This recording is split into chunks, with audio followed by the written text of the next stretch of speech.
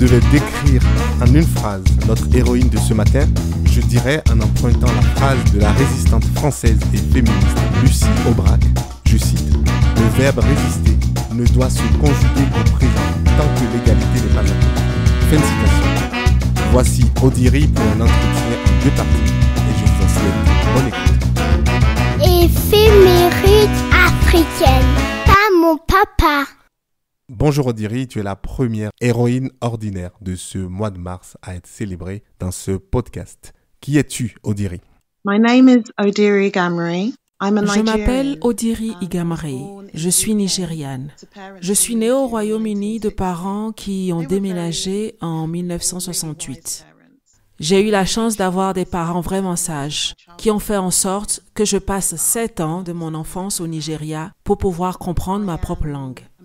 Je suis une mère de 4 enfants. J'ai 3 fils et une fille. Je suis écrivaine et j'écris depuis l'âge de 11 ans.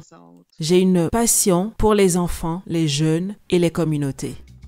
Dans le cadre de cette passion, j'ai fondé une organisation caritative au Royaume-Uni en 2002 et j'ai cofondé en 2016 la fondation Daughters of Africa, Filles d'Afrique, une organisation panafricaine qui est basée en Gambie.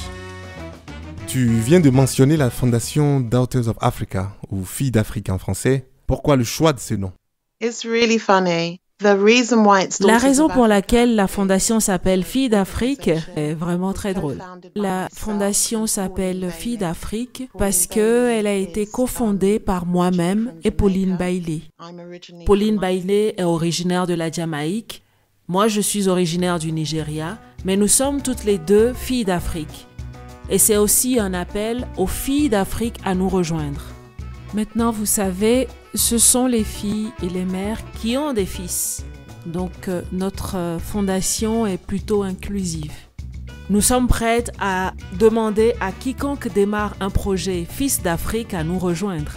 Vous savez bien que partout où vous allez en Afrique, ce sont les filles, ce sont les mères et les sœurs qui rassemblent les communautés, qui maintiennent les sociétés unies. Tous les Africains de la diaspora ne sont pas forcément intéressés par de tels projets. Donc, d'où te viennent cette motivation et cette force? Ma motivation vient du fait d'avoir grandi avec des parents qui ne m'ont jamais laissé oublier que j'étais africaine. Durant le temps que j'ai passé au Nigeria, je vivais au sein d'une famille très pauvre dans un village appelé Warri. Et à travers cela, j'ai vraiment acquis une compréhension de la situation des enfants noirs africains qui, malgré une prise de conscience de leurs multiples talents, ne peuvent pas imaginer se projeter dans une autre réalité. J'étais cet enfant-là et c'était un apprentissage très profond pour moi. Cela s'applique à la fois aux enfants d'ascendance africaine dans la diaspora et à travers tout le continent africain. En un mot, en quoi consistent vos activités? Vraiment, mon travail dans les 2 pays se concentre sur le développement personnel, le leadership, l'entrepreneuriat, la construction et le développement communautaire. C'est vraiment de cela qu'il s'agit. Concrètement, quand avez-vous commencé ce travail en Afrique et qu'avez-vous fait dans ces pays? Corey gère un programme à travers tout le pays qui forme et prépare les participants britanniques à partager efficacement leurs compétences et leurs ressources en Afrique. Ce sont des individus, des universités et des associations britanniques. Ils participent tous à un apprentissage général et acquièrent des compétences personnelles et professionnelles. Ce travail dure maintenant depuis 16 ans. Nous avons réalisé avec succès un projet en Tanzanie, au Kenya et en Gambie jusqu'à présent. Et les compétences visent à transformer la base de connaissances pour les participants, soutenir leur vision et développer les capacités des communautés de jeunes qui sont partenaires de la Fondation Filles d'Afrique. Le travail en Afrique a commencé en 2008 en Tanzanie, où nous avons emmené 16 jeunes du Royaume-Uni qualifiés dans différents domaines pour diriger 3 semaines à l'école 120 jeunes à Dar es Salaam. Nous y avons travaillé pendant 4 années consécutives qui ont abouti à un voyage des jeunes Tanzaniens et de leurs professeurs pour 1 mois d'apprentissage à Londres. Ce fut d'ailleurs un moment très difficile avec beaucoup de plaisir et beaucoup d'apprentissage pour tout le monde. Plus tard, nous avons été invités à travailler avec une organisation à Meru, une région du Kenya. Pourquoi la Gambie alors? Et comment la communauté a-t-elle été impliquée dans ce projet? The move to Gambia really came from a desire to work in the west Le travail of en Africa. Gambie est vraiment venu d'un désir de travailler dans l'ouest de l'Afrique et de trouver un endroit où nous pourrions vraiment intégrer notre travail. Nous cherchions une base idéale à partir de laquelle travailler vers l'extérieur. Comme vous le savez, la Gambie est l'un des plus petits pays africains sous-développés. Il offre une passerelle vers le continent et un cadre pour travailler en communauté afin de vraiment comprendre les besoins et les réponses que nous devons apporter et montrer dans nos activités.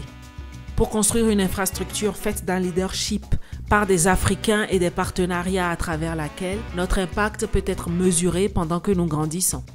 Tout le travail lui-même est dirigé par un comité dynamique de dirigeants gambiens d'une gamme d'organisations qui guident, recrutent, gèrent, soutiennent et apprennent du projet réalisé par les participants britanniques. Le groupe du comité gambien partage ensuite le travail dans ses propres organisations et au-delà. Nous avons également une vingtaine de dirigeants issus de diverses organisations, donc des écoles, universités, et ils travaillent aux côtés des chefs de projet britanniques.